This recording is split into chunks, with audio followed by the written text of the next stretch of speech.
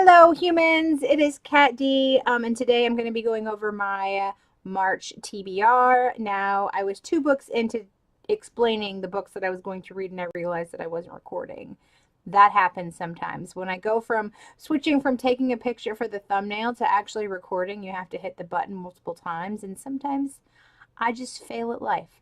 So without further ado, let's get into the books I'm going to read in the month of March.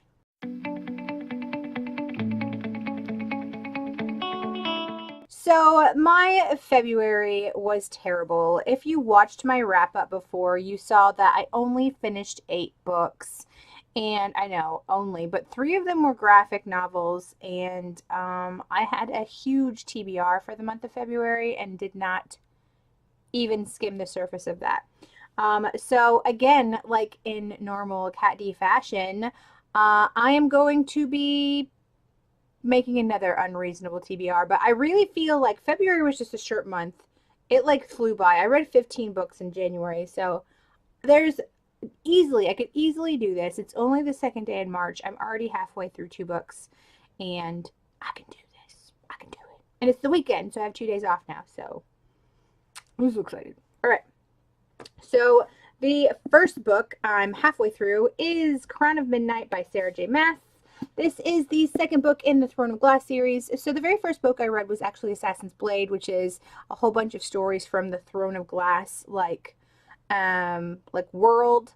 And then I read Throne of Glass itself. I read it 2 or 3 times with every intention of continuing with the series after I finished that one. And then I just never did. So I decided that, okay, I'm finally going to read through this series. I loved the first 2 books. I loved Throne of Glass and I loved Assassin's Blade. I actually loved Assassin's Blade more than Throne of Glass. And while I do have some, there's some issues with Sarah J. Maas's writing, I loved her Court of Thorn and Roses series, even though I had a lot of issues with like the intimacy in those books, the actual physical sex scenes, and I don't know, they felt a little forced in the book. I didn't like the writing when it got to the intimate scenes, but I loved the storyline and I loved most of the characters. So, loved Assassin's Blade, liked Throne of Glass, and I'm liking this book. So we're going to see. If you don't know what Throne of Glass is about, where have you been? Just kidding. So we follow our Selena Sardathian, who is a teenager who is in the salt mines of Andovier, and you find out why she's there from the Assassin's Blade book.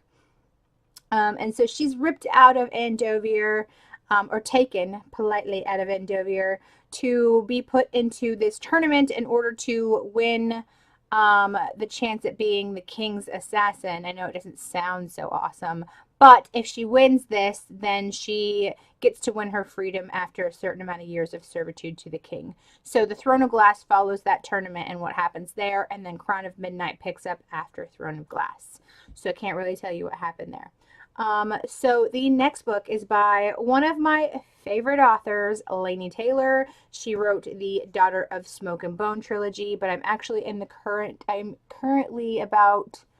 not halfway through. I'm about 116 pages through Strange the Dreamer. And Strange the Dreamer, we're following a guy named Laszlo Strange, who is a librarian. And Laszlo is totally like obsessed with trying to find the lost city of Weep.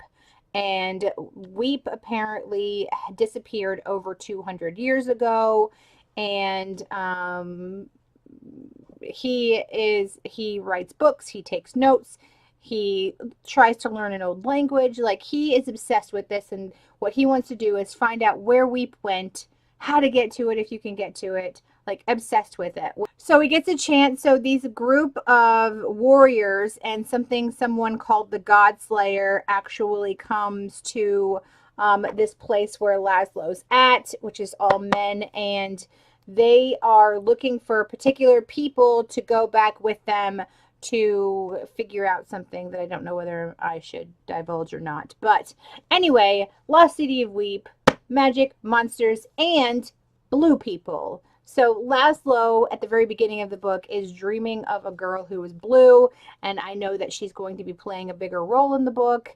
And if you started dreaming about blue people and then ran into one of them, I'm not giving any spoilers, it's on this book jacket here, what would you think? So that is Strange the Dreamer by Laini Taylor. I can't wait to continue that.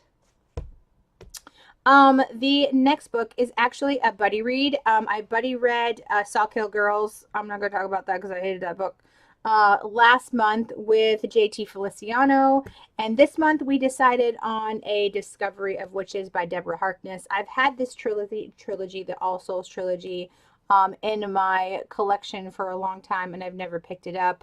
But I found out there's a TV series about it, and it was on her TBR as well. So hopefully her and I are going to be doing a buddy read every month, and you guys can join in if you want. But this month we're going to be doing a Discovery of Witches. We're actually going to be starting it this weekend, and we just chit-chat about it via our Instagram. So if you want to jump in, my Instagram is Katt Dee 015. You are more than welcome to jump in and message me if you're reading this book or if you want to reread the book. All right. I don't know how many times I say all right. It should be a drinking game. Every time I say all right or okay, you guys should take a drink of tea. So the next book I want to read is actually the second book in the Sandman series, and this is A Doll's House, or The Doll's House. And I read the Preludes and Nocturnes in January, so I really want to read through Neil Gaiman's Sandman. This will be a reread for me. I have read the first two books, and we're following the Sandman himself. And in the first one, I'll kind of give you kind of a synopsis of the first one, since I can't really tell you what this one's about. So in the first one, they tried to capture Death. And instead of capturing Death, they captured the Sandman.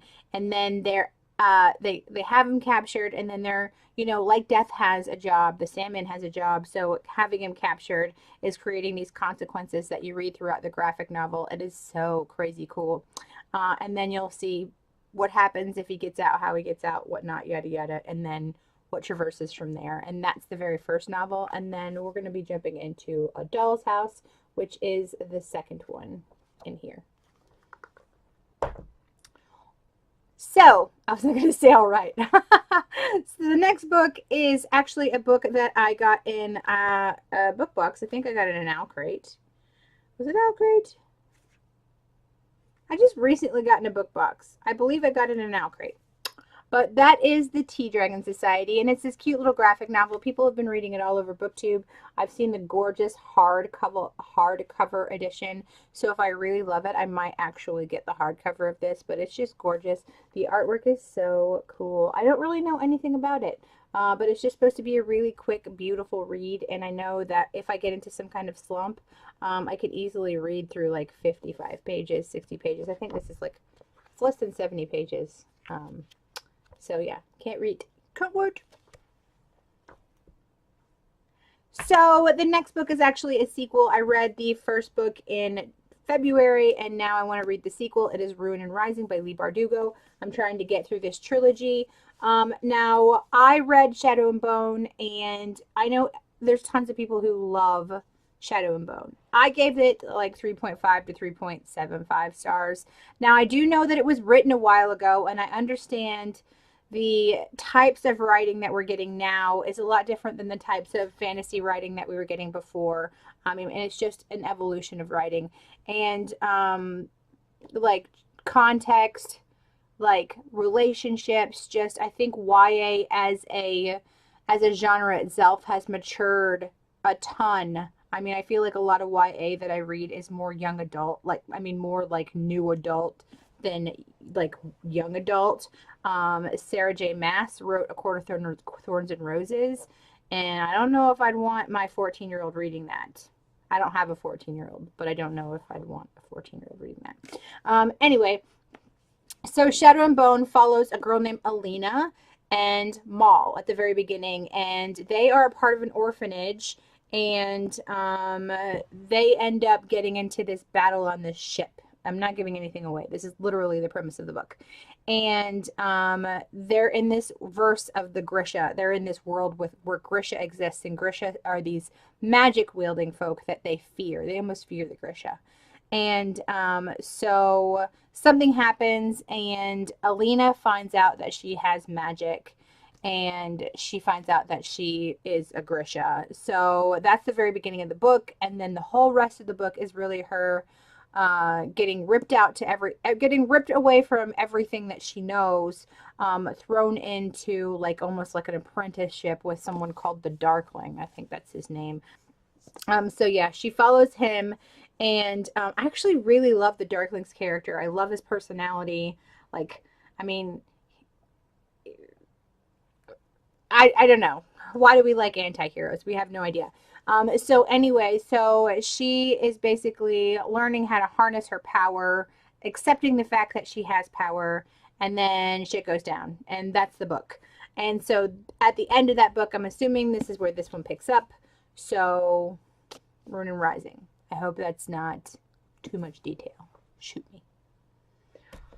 Okay, so the next book might be a spoiler for a box that I've unboxed, but oh well, I cannot wait to read this. This is a gorgeous, stunning book. It is a Beauty and the Beast retelling, and it is A Curse So Dark and Lonely. Oh my gosh, look at that. It's got a built-in bookmark. I can't even. I mean, all I need to know about it, it's a Beauty and the Beast retelling. And it's not a standalone. I think there's going to be 2 more books in this series, or at least another book in the series. So I love it. The book is smaller than normal books. Like, I mean, it's a smaller book. So I think that it's going to be a really fast read for me. So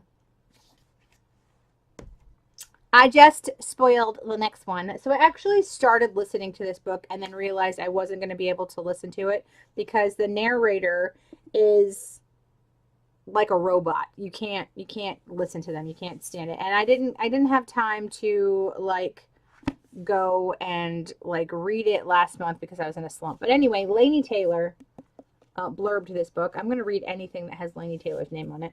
Laini Taylor says, this is a book to swan dive into, swim around in, luxuriate in. Trust me, you won't want to come out.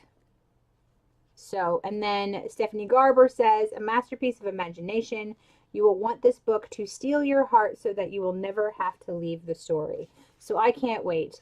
Oh, I've got stuff in this book. I don't want to lose it. This is an Alcrate book.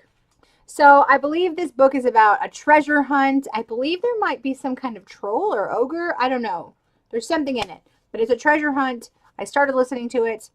I couldn't. So I'm going to actually have to physically read it this month. But it's not that long. I'm going to get through it really fast. And I can't wait to read The Gilded Wolves by Roshani Chachki. I can't say that name.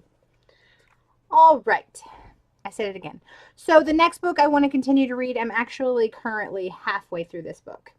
And I'm not going to lie. I don't really love it yet. Am I going to love it later? I don't know. But this is The Diviners by Libba Bray. This follows a girl named Evie O'Neill, and she has to move to New York for some reason, and she's going to stay with her uncle. And this is like set in the 20s. Like, they talk like they're in the 20s. You feel like they're in the 20s. Anyway, her uncle has this like huge obsession with the occult, and one day they end up using a Ouija board and start talking to someone, and it's really ominous. Like, it had me hooked when I started reading about that, and then the book kind of slowed down. But anyway, the book is supposed to follow her trying to catch a murderer. I don't think I'm that far enough in the book yet. It's still like building up. I think I'm a good probably 150 pages in the book. But yeah, so she jumps headlong into trying to catch a murderer. I guess other things are going to go out. I have a feeling that this jumped perspectives. I feel like I was reading one person and then reading another person. I suck at telling you guys what these books are about because a lot of the times I go into them not knowing a lot about them. So no, this is about magic, trying to catch a murderer. It's set in the 20s. If that's something that is up your alley, then you might like this book.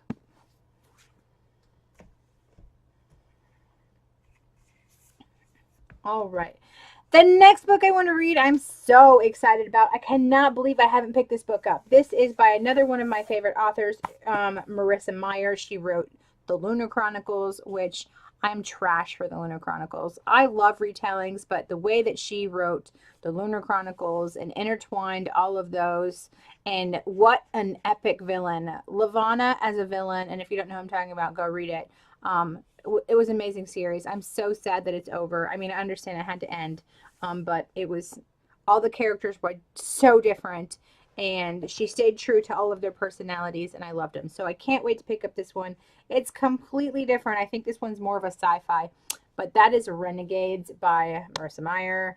I don't know anything about this. I don't want to know anything about it. I know that it's science fiction more than fantasy. I don't think it's like any kind of retelling, but I've been trying to completely avoid anything. The second one, Arch Enemies, is already out, so I really need to get to it. I'm going to make sure that this is on the top of my TBR pile this month.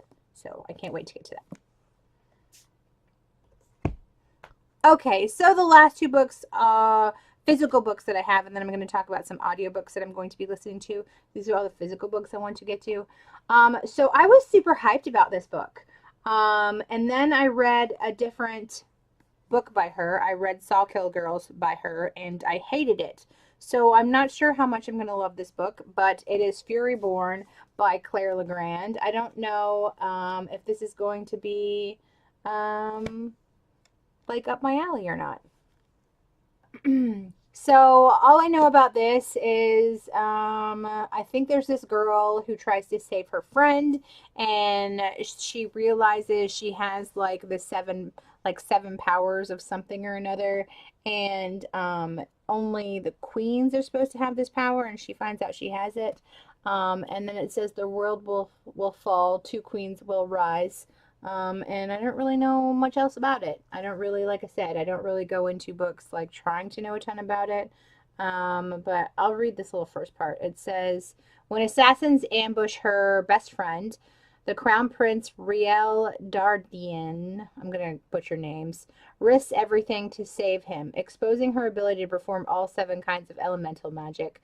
The only people who should possess this power are a pair of prophesized queens, a queen of the light and a queen of the blood. To prove she is the Sun Queen, Rael must endure 7 trials to test her magic. If she fails, she will be executed, unless the trials destroy her first. 1,000 years later, the legend of Queen Rael is a mere fairy tale to a bounty hunter, Elena Farracora. When the Undying Empire conquered her kingdom, she embraced violence to keep her family safe. Now she believes herself untouchable until her mother vanishes to find her. Elena joins a rebel captain on a dangerous mission and discovers that an evil at heart of the Empire is more terrible than she's ever imagined. As Rael and Elena fight in a cosmic war that spans millennia, their stories intersect, and shocking connections between them will ultimately determine the fate of their world and each other. So that is Furyborn. Like, you guys, I want to love this book. It is a stunning book. I hope I love it. But like I said, the previous book that I read by Claire Legrand, I did not like at all. Like, I almost DNF'd it. But I was buddy reading it, so I didn't. And I was nice and gave it 2 stars. Okay, so the last book on my TBR physically is The Cruel Prince by Holly Black, and I can't wait to read this. I haven't read anything by Holly Black, and I know this is about evil fae, and I want to read it. I want to read it right now, and I can't, and I haven't, because come on. And I know that the Wicked King, the second one, has come out, so I can't wait to read it. I need to pick it up. Okay, so the audiobooks that I'm going to be listening to this month, as I mentioned in my January TBR, if you have watched that, I pick out of my fantasy book. I have a fantasy jar that I pick a book out every month, and this is the best fantasy books. It was a list that I found, and I wrote them all down, and I pulled one out. And the one I got was Legend by David Grimmel. It is the first in the Drenai saga, and I got it on Audible, so I'm going to be listening to that one on Audible. I'm going to put a picture of what it is right here, and that is adult fantasy, which is one of my favorite genres that I really need to get back into. And then I'm going to be listening to The Graceling by Kristen Cashore. The reason I want to listen to this is because I want to get to a little book owl. Cal's over there really likes the book Fire. I believe that's what it's called in the Graceling trilogy. I think it's a trilogy. And because she loves that book so much, and I really like almost everything that she recommends, I want to read this. So I have to read The Graceling first. So I'm going to be listening to The Graceling by Kristen Cashore. And then the last book that I'm going to be listening to this month is something that's all over BookTube, and I've debated on whether or not I want to listen to it, read it, and that is Every Heart a Doorway by Shauna Maguire. But it's super short. I can do it when I'm cleaning the house or doing the dishes or whatnot. I typically physically read most of my books, so 3 audiobooks is a lot for me in 1 month, but we'll see. Make sure you give this video a big thumbs up, comment down below, and subscribe. Bye, all you awesome humans.